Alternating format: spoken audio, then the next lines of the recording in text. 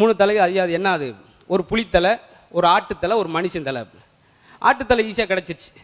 புலித்தலை வந்து காட்டுக்குள்ளே தான் போகணும்னு சொல்லி அதுவும் ஒரு முயற்சி பண்ணி வேட்டையாடி ஒரு புலித்தலையை கொண்டு வந்துட்டாங்க. இப்போ தான் முக்கியமானது, மனுஷத்தலை எங்கேயும் கிடைக்கலங்க அப்படின்ட்டு அதுக்கும் போராடி ஒரு வழியாக சுடுகாட்டில் போய் அதையும் கஷ்டப்பட்டு கொண்டு வந்தாச்சு. கொண்டு வந்துட்டான் ஐயா. அரசர் சொன்னார், அரசவர் மறுபடியும் சந்தையில் போய் விற்றுட்டு வாங்க அப்படின்னார். வழக்கம் போல் கிளம்பிட்டாங்க. போய் வச்சிருக்கேன். அவங்கள ஆட்டுத்தலை உடனே வித்துருச்சு. ஏன்னா அவங்க சாப்பாடு வைக்கிறதுக்கு அது தயாராக போயிரு எப்போ ரெகுலராக. புளித்தலை அவ்வளோ போகல. அதுலேயும் ஒரு சிலர் இந்த வீட்டில் ஆபரணத்துக்காக வைக்கிறதுக்காக அதை வாங்கிட்டு போய் பாம் பண்ணி வைக்கிறதுக்காக கொண்டு போயிட்டான். இந்த மனுஷத்தலை பார்த்துன்னு 60 ரூபாய் பக்கத்தில் வரை பயந்துட்டாங்க. ஐயோ வேணாம், கொஞ்சம் தள்ளி வைங்க, பயமாக இருக்கு. கொண்டு வந்து ஐயா அதை வாங்க மாட்டேன்ட்டாங்க. சரி ஓசியாக வித்துட்டு வா.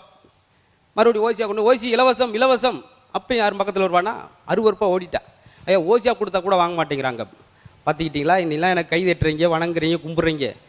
உடம்புல உயிர் இருக்குன்னு தட்டிக்கிட்டான் தலைக்கு மரியாதை. அதனால் தலை இருக்கும்போது பிறரை வணங்கி தாழ்ந்து பொருள்